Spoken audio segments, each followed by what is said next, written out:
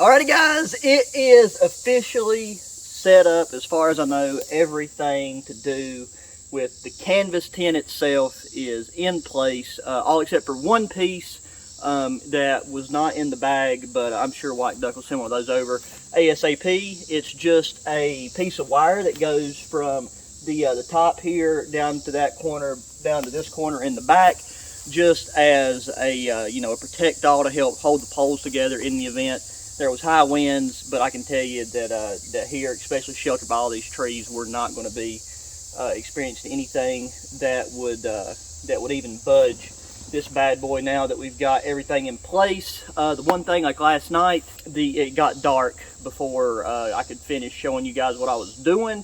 I just finished staking out the guidelines here on the sides, and then going along the legs, putting in the J-pegs to hold the legs down in place, and then just pinning down the outside snow skirt slash wind skirt with the pins. And like, that's very simple. It's just some eyelets and then those pins. You just push those down, and that's going to be something I have to adjust a little bit.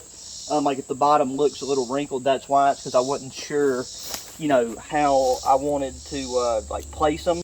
Just like right there where you see that crease, that's just where I've not adjusted, like fine-tuned where the pins go. But I mean, right here is this side view of the tent going around. Now this is an 8x10 White Duck Alpha wall tent. Extremely high quality materials. Right there is the outside stove jack. And now I do have a rain fly that goes over this. This material is water and fire resistant. Like, you're just weekending or something, or I mean, if you're taking the time to set this up, hopefully you're spending more than just a weekend. But it can shed and handle rain, but where I'm going to be using it for a long-term setup, a long-term base camp. I've got the rain fly. I will be putting that on, but I want to see how it handles rain, just the canvas itself for the first time. So right here's the stove jack port for the inside. I do have the floor that fits the full area of the tent, but I don't know. I got to double check. I'm pretty positive that you are not supposed to set a wood stove on this material. So if anything, I'm just going to fold it back there, because I'll probably have the bed against the back. We'll do some stuff over here. Keep the dirt floor. I am going to have to take the floor back up and finish clearing the ground of like all the debris and sticks. The reason why I misjudged originally the exact placement of the tent, so I wasn't able to fully clear the ground area. But if anything, this area's got to be left just dirt so that we can go up, have our wood stove. But this is a very, very spacious tent for one person. This time of year, this thing has windows that are Velcro, and it's very tough Velcro. It's kind of hard to do with one hand, so that you can open up and roll it up from the outside and have some breathability.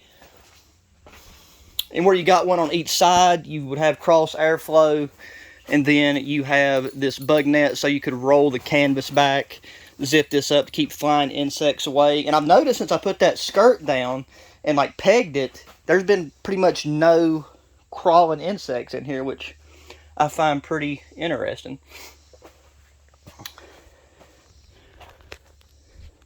So yeah guys, that right there was just a setup video, just to show y'all the area, because this was something I've done over the course of a couple evenings, because I had to come out when it was cool, because it's been ridiculously hot and humid.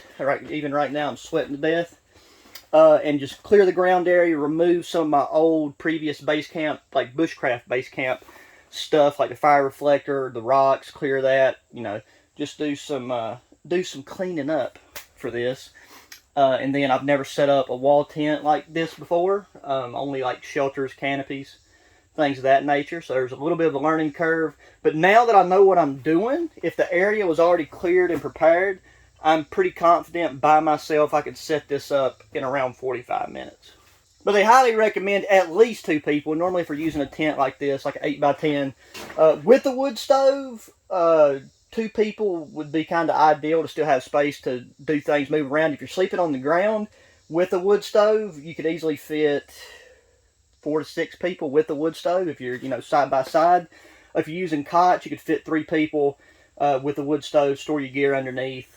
and all would be well. So next time you see this tent in a video, should be, I think I swallowed a bug, pretty soon, we'll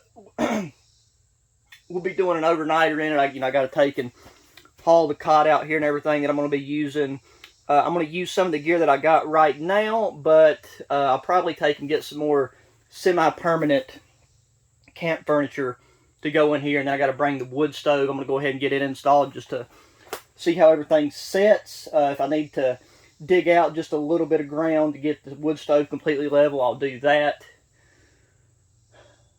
But yeah, guys, that's going to do it for this one. So let me know what you think of the wall tent. Let me know what all type of stuff you guys would like to see in what is essentially going to be a base camp series. And if you have any questions, just ask. So thanks for watching, guys. Until the next one, adios.